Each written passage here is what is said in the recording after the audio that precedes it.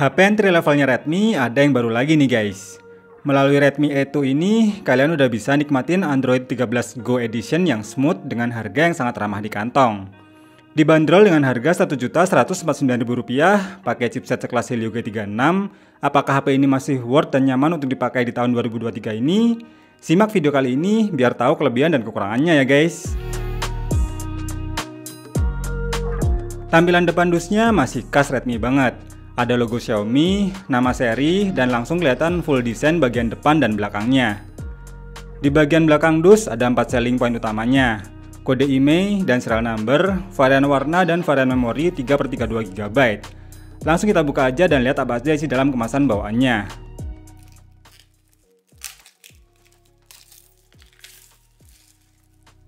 Begitu pertama kali dibuka, langsung terdapat smartphone yang masih terbungkus plastik. Lalu di baliknya ada kertas sambutan, buku manual, dan kartu garansi. Di tengah kertas pembatasnya ini ada pin SIM tray, adapter charger berdaya maksimal 10 watt, dan kabel data yang masih bertipe micro USB. Kita beresin dan lanjut ke hands-on-nya.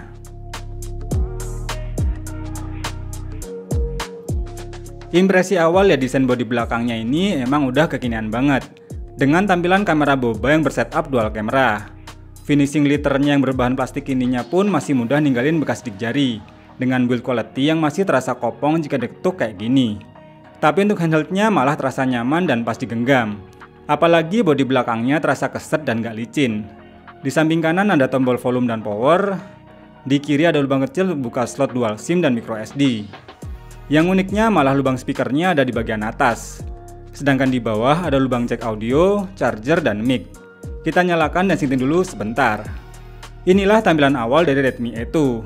Pakai tampilan Android 13 Go Edition yang tentunya lebih ringan dan tetap smooth walaupun cuma pakai layar 60Hz. Terus untuk bagian desain layarnya ini baru kerasa banget nih kesan entry levelnya. Mulai dari masih pakai desain layar poni, dagu yang lumayan tebel, resolusi HD+, panel IPS hingga refresh rate yang standar. Tapi untuk kebutuhan daily yang biasa sih udah cukup banget. Malah baterainya jadi bisa lebih awet nih karena pakai resolusi HD+. Untuk kualitas layarnya pun udah lumayan enak nih untuk sekelas HP entry level masa kini. Di bagian speaker juga masih pakai mono speaker yang standar dan tentunya bakal terasa nyempreng kalau dikeraskan. Kurang lebih kayak gini nih suaranya.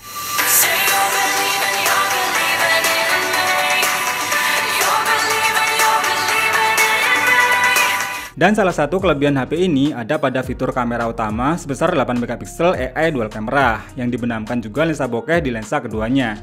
Sedangkan di bagian depan terdapat kamera selfie 5 MP yang support video recording Full HD+ 30fps, sama kayak kamera utamanya. Untuk pilihan menu kameranya pun memang termasuk minim, tapi sudah cukup untuk sekedar jepret harian yang standar. Untuk hasil foto dan videonya menurut saya udah cukup banget, dan masih oke di kelas harganya.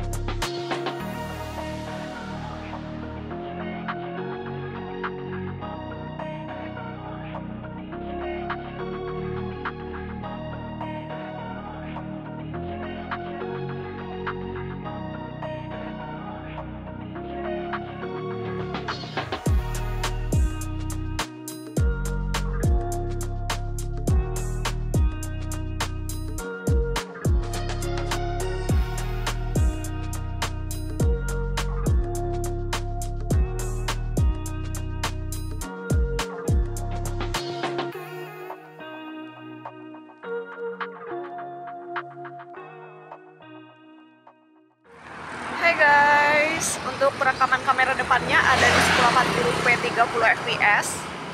Sekarang kondisinya gerimis. Oke, kita langsung aja ya jalan. Kalau dilihat dari layar sih hasil kamera depannya bagus ya. Padahal harganya cuma 1 jutaan. Tuh. Gimana guys? Ditenagai chipset MediaTek Helio G36 yang berfabrikasi 12 nanometer, dipadukan dengan RAM 3GB LPDDR4X dan ROM 32GB, tapi sudah pakai Android 13 Go Edition, tentunya masih smooth ya. Dan saat dites pakai AnTuTu versi 9, skornya bisa mencapai 100 ribuan, dengan skor CPU dan GPU yang standar. Dengan skor benchmark segini, aslinya sih emang enak untuk kebutuhan daily use yang standar, yang tentunya nggak recommended untuk kinerja yang berat seperti buat gaming. Tapi kalau sekedar buat main game casual atau MOBA seperti Mobile Legends masih enak asal pakai settingan terbaiknya. Walaupun tetap ada frame drop ketika war, namun overall masih cukup playable. Saya tes juga buat nonton YouTube selama 1 jam dengan brightness dan volume di 50%, baterainya turun sebanyak 8% aja nih guys. Lalu saat dites pakai aplikasi PCMark, endurance baterainya bisa bertahan selama 23 jam 35 menit. Untuk sebuah kapasitas baterai 5000 mAh yang hanya didukung 10W fast charge, kawetan baterainya tergolong oke. Namun sayang aja sih untuk mengisinya bakal butuh waktu yang lama. Lalu saat dicek pakai aplikasi sensor box, cukup banyak juga nih sensor yang dipangkas di seri ini. Kesimpulannya, untuk sebuah HP entry level masa kini, Redmi A2 ini lebih cocok buat yang nyari HP dengan kualitas ketahanan baterai yang awet, namun tetap enak dipakai buat harian.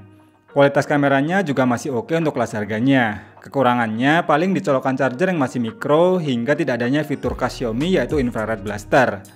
Jadi gimana guys menurut kalian mengenai seri baru Redmi A2 ini? Terima kasih yang udah nonton video ini sampai habis. Semoga bermanfaat dan sampai ketemu lagi di video berikutnya.